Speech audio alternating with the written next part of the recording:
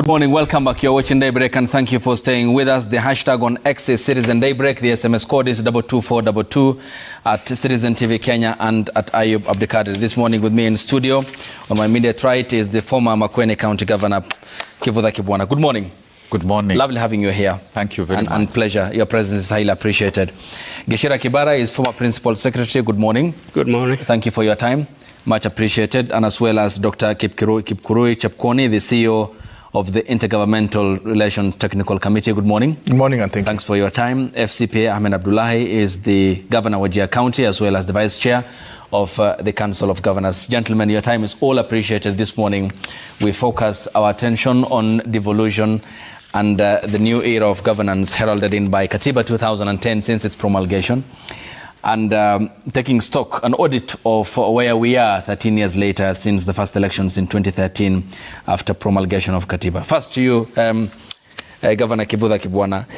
Given where we are at the moment and having served Makueni County for 2 terms, and giving us an inside account of how this has worked, the case of Makueni being just a microcosm of the entire 47 units, has the devolved system of governance lived its purpose?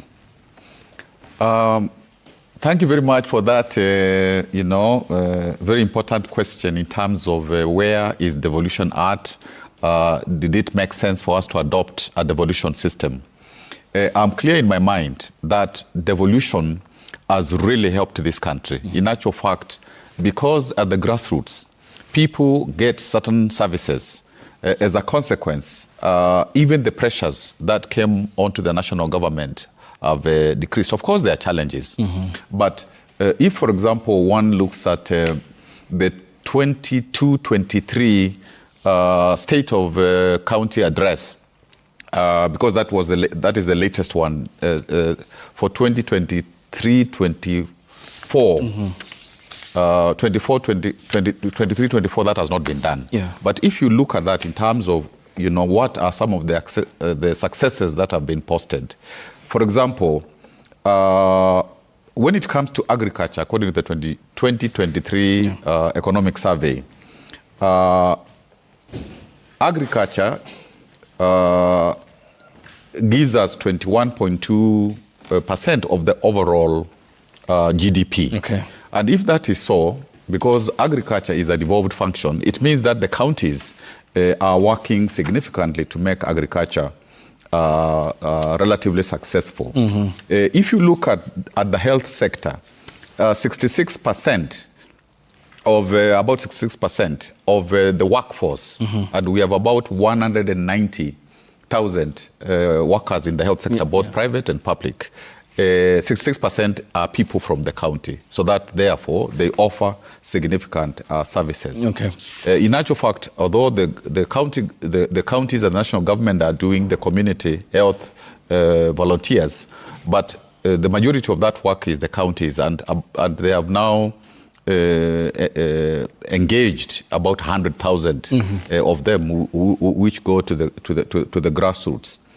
Again, when one looks at from 2014, when devolution, let us say, became operational, the skilled, birth deliveries, they have increased now by about 13%. So that now we are standing 89%. Even deliveries in facilities also have increased. Okay. So you can see that even in that health space, a lot of good things are happening, and one can go on and on, even in terms of ECD, the teachers that are there, TVETs and so on. So I think sometimes we don't focus on what has been achieved. We have a tendency to focus on the challenges, like corruption has been devolved and stuff like that. So even though, of course, we will discuss the challenges later, but it is not a good thing to say that devolution has not assisted our country. So I would say, to the governors that they are doing some good work. All right. And one of the key ingredients for that successful realization of the full devolution of those functions that you have talked about is resources, because these resources do follow the functions. And from serving as the current governor, Ahmed Abdullahi, coming to you, looking at, taking at an inside look of where we are at the moment, has it lived its full purpose and intent as to why we had devolved resources and power from the center and take it to the Mwananchi? Thank you, Ayub. I think this is a question that has come up many times. I think it's a question we should not be having.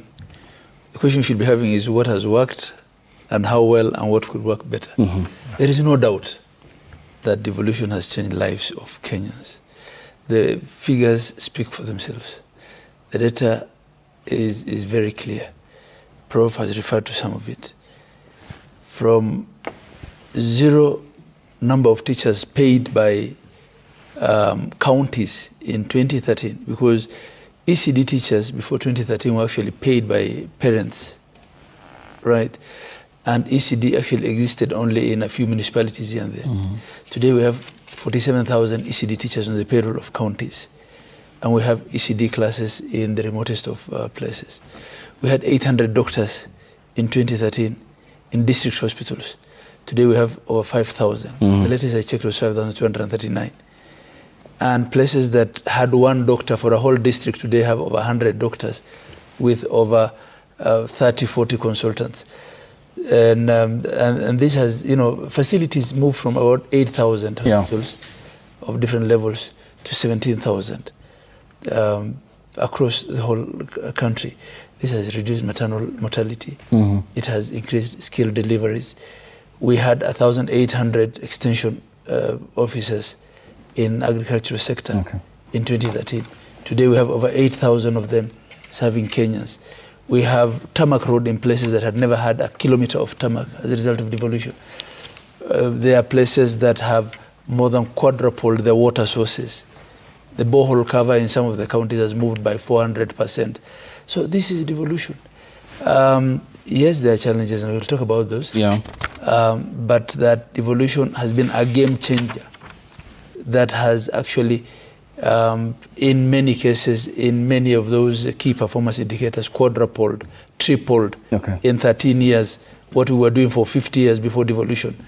I think the question should then not be whether devolution has worked. Okay. The question should be how should it work better. Yeah, and we'll talk about the challenges, because also there is a concern on the on-source revenue, the different capacities of the counties, and the Exchequer's timely release of or realization of the money that ought to be going to the counties for the delivery of those services, healthcare, education, agriculture I've talked about. Bwana Piers, given where we are at the moment, and what the two, former governor and current governor, have talked about as to this being the antidote to some of the challenges that were deep lying in terms of development, in terms of progress at the societal level. Going forward then in the foreseeable future, how can that be then made to better work for the people, notwithstanding the challenges that we'll be expounding here? Thank you very much for inviting me to this forum. I'm a believer in devolution. I believe probably the most significant reform that came from the new constitution was the adoption of devolution. But we also recognize it was the most radical of the changes brought by the new constitution. So clearly we expected resistance. To the change in terms of the center releasing resources to the lower units. And that obviously has slowed down a bit of the impact of devolution. Okay. Issues of wastefulness must be addressed if devolution is to really deliver on the expectations of Kenyans. Issues of efficiency and effective use of resources must be addressed if devolution is to deliver what Kenyans wanted. Okay. But we must acknowledge that probably the biggest benefit from devolution is the public participation that it has brought. So that you have a situation where, for the first time, the citizens have a direct input in terms of the priorities for their areas. It has also increased accountability in the sense that the citizens are very near the people who are making decisions on the use of resources. Okay. But where the challenges come is in terms of oversight institutions. Oversight institutions have not really performed the way they were expected to perform. Whether you talk about the county assemblies, whether you talk about the Senate, they have not really performed to the level that was expected when we designed this system. And part of that has to do with very poor political governance that the country continues to experience. The devolution was not just another new system. It was meant to be a radical change from the way we did things, and that has not happened. You see the same mentality of patronage moving from the center to the counties. Okay, more or less the devolution of the very same challenges that had dotted the central government? Bad governance practices. All right. Quite a number of them have gone to the devolved system. Because if you look at our constitution, it imagined a new leader. Okay. It also imagined a new citizen. That was the core of what devolution was about. And you get that from the constitution, all the way from the principles of devolution to even the preamble. It tells you we are moving to a new society, but that has not quite happened. Okay. So if you are to really get the full benefits of devolution, we will need to address fundamental issues of integrity, fundamental issues of values, fundamental issues of good governance. All right. And Dr. Chepkwony, coming to you, of course, the exclusive functions of what's supposed to be provided by the counties and the national government is spelled out in law. And you have been issuing reports after reports and often detailing some of the functions that are not yet operationalized and some transferred but not fully taken over. Give us then a synopsis of what's still pending at the national level. The governor talked about agriculture, healthcare. He talked about those issues as well, given that they have served counties, still serving. So what's yet to be devolved from the center that you can speak about as the CEO of the Intergovernmental Relations Technical Committee? Oh, thank you, Abdikadir, on that. Now, on the issue of the functions, at the onset of devolution, so to speak, or as soon as the constitution was promulgated and implemented, as former PS has indicated, clearly the Big Bang Theory is where the direction that this country took, that all the functions that were assigned to the county government and to the national government were deemed to have been transferred.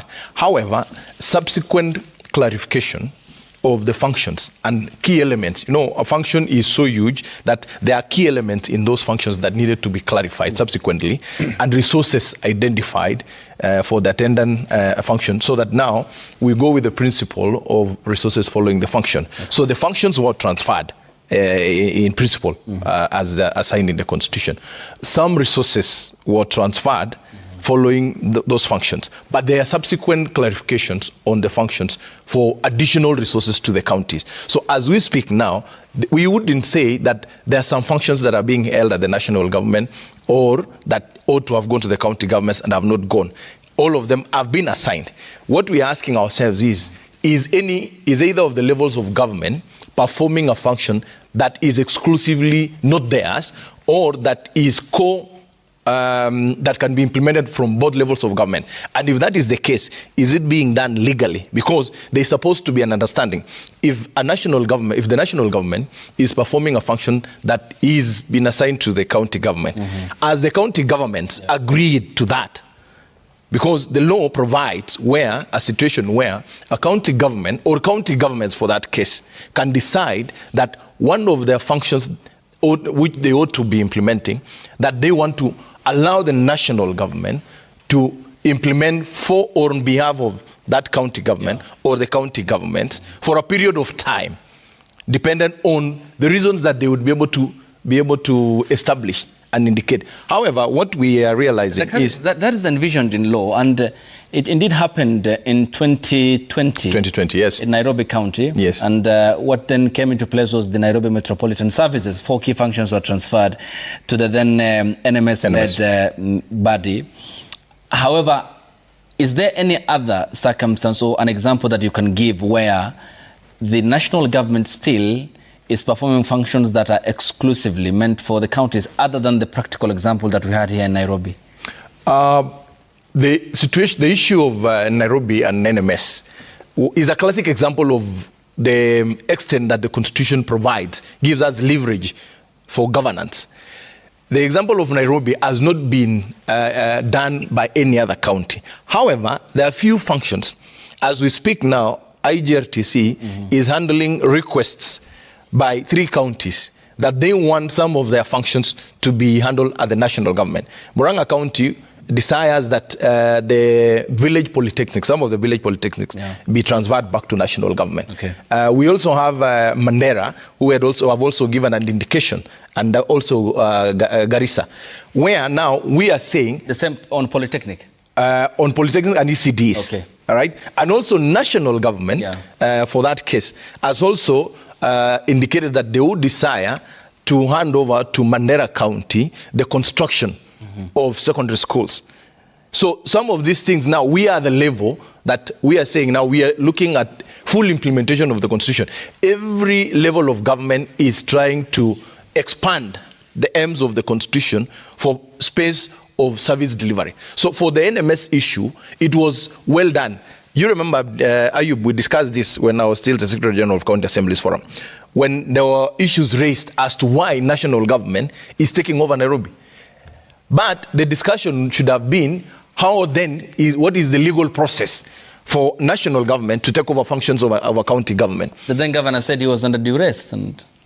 But clearly, when you look at the deed of transfer, the processing was well defined within the law. And that is why we have subsequently, as IGRTC, transferred back those functions to the Nairobi City government. So it is just the understanding that needs to be discussed. And what Governor was enumerating here, the Vice Chair of Council of Governors, is at this point in time, if we want to discuss the extent of devolution in this country, is to make every citizen in this country understand what really is devolution.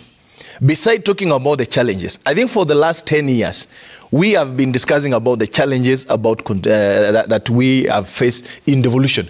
Besides that then, what is the future of devolution? That is what we are looking at IGRTC to say, have we really fully implemented the Constitution? What PS Kibara was talking about, are the governance structures in place? Are the intergovernmental structures in place? Are they working? We need to be able to say then, what is the solution? Besides having this discussion about the challenges, I think 10, 14 years after the promulgation of this Constitution, we should now be able to identify the quick corrections that needs to be done within the structures for governance to be implemented. And we'll talk about those corrections and the grounds upon which the PS has listed, and I'm sure the former governor and the governor will respond to that.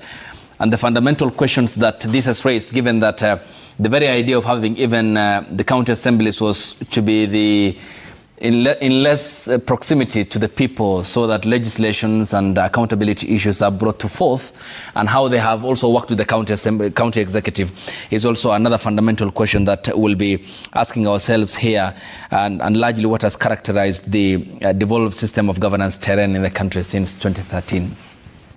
The hashtag on Next is Citizen Daybreak. The SMS code is 22422 at Citizen TV Kenya and at Ayub Abdikadir. We proceed with the debate after the break here on the broadcast. Stay tuned.